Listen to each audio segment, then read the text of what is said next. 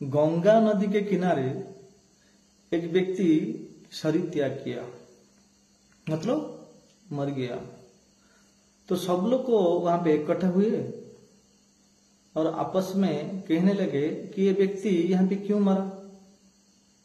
तो किसी ने कहा कि ये व्यक्ति पानी के लिए तड़पते हुए प्यासा मर गया। तो सब लोग आश्चर्य हो गए, गंगा नदी के किनारे इतना स्वच्छ जल होते हुए भी ये व्यक्ति प्यासा मर गया। कितना मूर्ख है ये व्यक्ति, कितना दुर्भाग्य ये व्यक्ति का। भक्तों, ये व्यक्ति जो मर गया है उनका तो दुर्भाग्य था, हमारा भी दुर्भाग्य है। कहने का तात्पर्य है, ऐसी भक्ति वेदांत स्वामी श्रील प्रभुपाद जी की कृपा से आज हमारा घर तक ये भागवत रूपी गंगा आ चुका है। हम केवल उसमें स्नान करना पड़ेगा।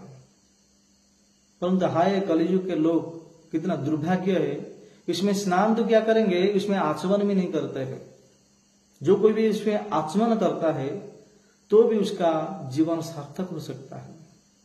ये जन्म मृत्यु जरा व्याधि से मुक्ति पा सकता है। इस संसार में जो कोई व्यक्ति रहेगा, ये 4 प्रकार का दुख से गुजरना पड़ेगा। 4 प्रकार का दुख क्या है? जन्म, मृत्यु, जरा और व्याधि। ये 4 प्रकार का दुख कितना भी बड़े हो, इस संसार में जो भी जन्म लिया है उसको ये 4 प्रकार का दुख से गुजरना पड़ेगा। भगवान गीता में भी कहते हैं, जन्म मृत्यु जरा व्याधि दुख दोषणम दर्शनम। जन्म लेना पड़ेगा। जन्म लेते तो कितना कष्ट होता है। हम ऊपर से नहीं गिरे, माता जी के गर्भ से हम लोग आए हैं। मां के गर्भ में कितना महीना तक थे? 9-10 महीना तक थे। 10 महीने तक छोटे जगह में हम लोग थे। तो कितना मां को भी कष्ट है, हमको भी कष्ट है। तो ये बहुत बड़ा दुख है। ये प्रथम नंबर एक दुख है, 1 नंबर दुख। तो दूसरा दुख है मृत्यु। मृत्यु बहुत दुख है, बहुत।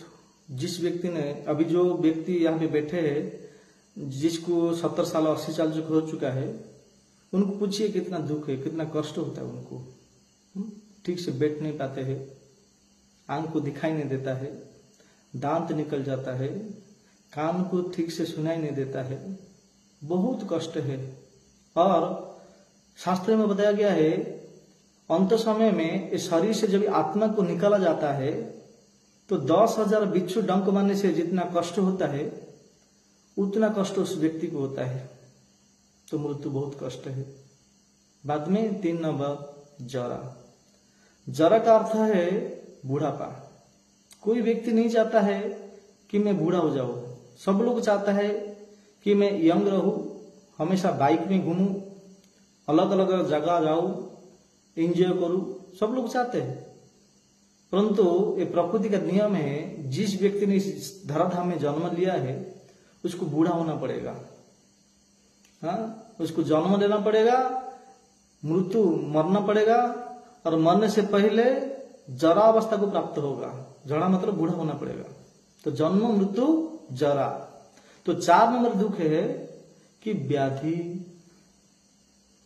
व्याधि का अर्थ है बीमार। खांसी, जुखाम, बुखार, कोरोना वायरस, कैंसर, टीबी इत्यादि विभिन्न प्रकार का जो बीमार है।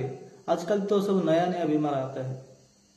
तो जन्म, मृत्यु, जरा, व्याधि, 4 प्रकार का जो दुख से हम लोग अगर मुक्ति पाना चाहते हैं तो उनके लिए एकमात्र उपाय भगवान का हरि कथा। जो व्यक्ति हरि कथा रोज श्रवण करता है उसका जीवन का व्यथा चला जाता है। और जो व्यक्ति संसार में ये भौतिक जगत में आकर सांसारिक जीवन यापन करते हुए थक चुका है, थका हुआ है, तो उसको कथा सुनना पड़ेगा। थका, इनको उल्टा करेंगे क्या होता? कथा। किसका कथा? हरि का कथा। जो व्यक्ति थका हुआ है उस व्यक्ति को केवल हरि का कथा श्रवण करेगा तो उसका जीवन सार्थक हो जाएगा। इसमें कुछ भी संशय नहीं है। कहने का तात्पर्य है कि हमको जो मनुष्य जीवन मिला है, क्यों मिला है हम नहीं जानते हैं। मुझे एक व्यक्ति मिला था रास्ता में, तो बोला कि महाराज आप कहाँ जा रहे हैं? तो मैं मैं उनको बोला कि मैं प्रवचन के लिए जा रहा हूं। तो मैं भी उनको पूछा आप कहाँ जा रहे हैं? तो व्यक्ति ने मुझे कहा कि महाराज मैं काम पे जा रहा हूं। तो मैं बोला ठीक है। मैं फिर से उनको पूछा कि भाई साहब आप काम क्यों करते हैं? तो बोला कि महाराज आप अगर काम नहीं करेंगे तो खाएंगे क्या? ठीक है, काम करते हैं खाने के लिए। मैं फिर दोबारा फिर से पूछा, ठीक है आपने कहा क्या? काम करते खाने के लिए। अच्छा खाना क्यों खाते हैं? तो बोले कि महाराज ऐसा कैसा सवाल पूछते हैं, अगर नहीं खाएंगे तो जिएंगे कैसे? मैं बोला ये भी ठीक बात है, काम करते खाने के लिए, खाना खा रहे जीने के लिए। बाद में तीसरे बार में फिर से पूछा। मैं बोला कि ठीक है आप काम करते खाने के लिए, खाना खा रहे जीने के लिए, फिर आप क्यों जी रहे हैं? जीने का मकसद क्या है? जीने का कारण क्या है? आप क्यों जी रहे? आपने कहा है कि काम करता है खाने के लिए, खाना खा रहे जीने के लिए, लेकिन आप क्यों जी रहे? तो बाद में जो व्यक्ति था उसका उत्तर कुछ नहीं दे पाया, उनका आंसर कुछ नहीं दिया। बाद में क्या देखा, वो रास्ता में एक कुत्ता जा रहा था,